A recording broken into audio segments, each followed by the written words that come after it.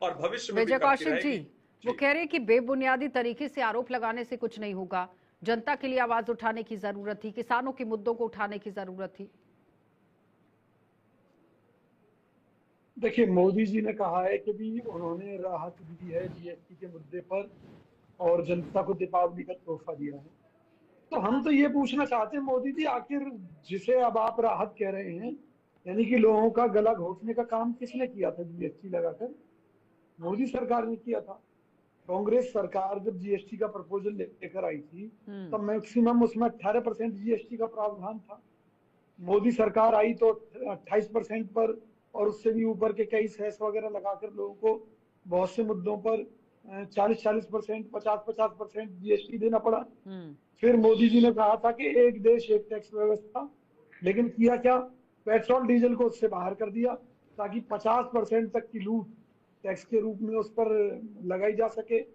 आपने पहले जनता का एक हाथ काट दिया, बाद में नकली हाथ लगाकर कहते हैं कि भी मैंने तो आपको एक इनाम दे दिया है, कि आपको एक हाथ दे दिया है, नकली ही सही।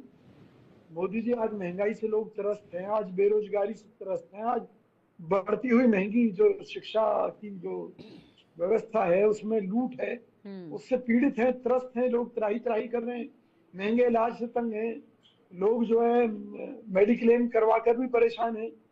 ये जो मेडिक्लेम और बीमे के ऊपर आपने जो टैक्स लगाया था, किससे पूछ कर लगाया था? पहले आप इतने साल तक लूटते रहे अविरल जी, और अब आप कहते हैं जी वो आपने कह रहे पहले भी आपने टैक्स लगाया था, किससे पूछकर लगाया था, जरा बताइए। एम के अग्रवाल जी, मैं आपके पास आ रही हूं। एक चीज और स्पष्ट कर दूं, सुनिए, मोदी सरकार ने जीएसटी की दरें मजबूरी में घटाई हैं क्योंकि देश के हालात ऐसे हो चुके थे कि लोग राशन का सामान भी नहीं खरीद पा रहे थे।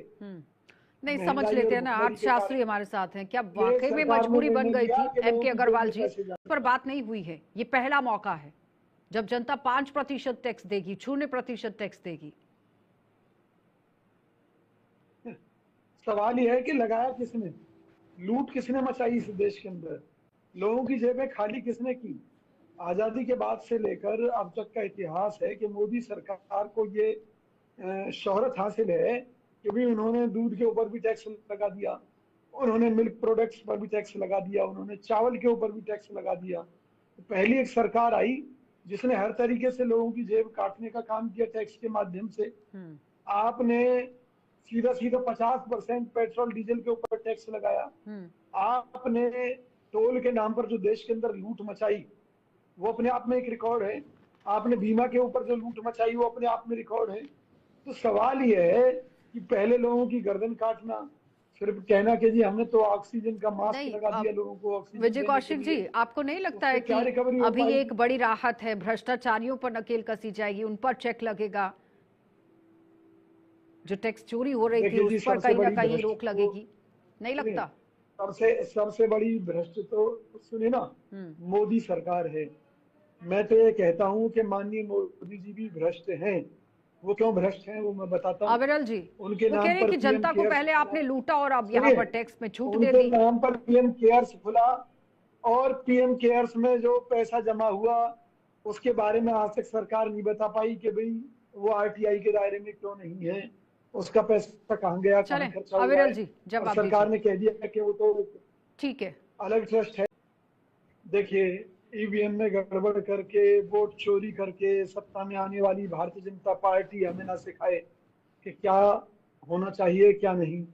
हम तो एक सीधी सी बात कह रहे हैं कि जो सच है वो सच रहता है। मोदी जी ने कहा देश के अच्छे दिन आएंगे, बुरे दिन आ गए। उन्होंने कहा कि विदेशों से काला धन वापस लाएंगे, विदेशों में काला धन बढ़ गया। उन्होंने कहा गंगा को स्वच्छ करेंगे, वो हजारों करोड़ रुपए खर्च करने के बाद भी गंगा स्वच्छ क्यों नहीं हुई, वो घोटाला कैसे हो गया। 100 स्मार्ट सिटी बनाने का वादा किया था जिन पर लाखों करोड़ खर्च करने की बात कही थी, वो एक भी स्मार्ट सिटी क्यों नहीं बन पाई। तो मुद्दे इतने सारे हैं, चाहे वो कौशिक जी, घोटाला हो, ये जो भारत की अनुमानित जो प्रति व्यक्ति आय यानी कि पर कैपिटा इनकम की जो बात हो रही है कि अगर हम अमेरिकी डॉलर्स के तौर पर देखें तो 2.5 लाख हो सकती है, ये कहा जा रहा था 2025 में। इसे भी नहीं मानती है कांग्रेस पार्टी? सुनिए, मोदी सरकार ने जो पहले पैमाने थे किसी भी चीज को तय करने के, नहीं, आपके देश के अंदर प्रगति हो रही है कि नहीं हो रही है, तो ये पर कैपिटा इनकम से पता चलता है कि नहीं।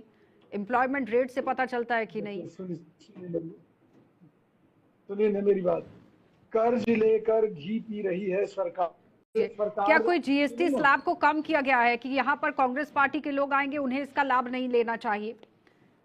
खाने पीने के सामान पर जो 5% की छूट दी गई वो सही नहीं है क्या? सुनिए ना, अरे मैडम सुनिए ना, मुझे तो उन लोगों की लिस्ट आप दे दीजिए कि जो जीएसटी कम होने की खुशी में खरीदारी करेंगे।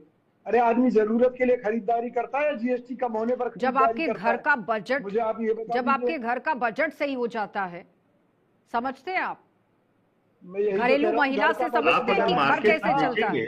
मार्केट में देखिए, मार्केट में जब पैसे का फ्लो बढ़ता है, आज अगर सुनिए, आज एक 3 BHK 1-1 करोड़ का मिल रहा है लोगों को, तो इसका जिम्मेवार कौन है? क्या आम आदमी खरीद पाएगा कभी मकान? आज जो शिक्षा में लाखों लाख रुपए सालाना फीस हो गई है, देखते ही देखते, उसे क्या मोदी जी भर रहे हैं क्या? अविरल जी, आज वो देश में जो हालात, अविरल जी जवाब दीजिए। आपका 5 लाख का 3 BHK पर आ गए हैं। 10 लाख रुपए वसूल रहे, 25 करोड़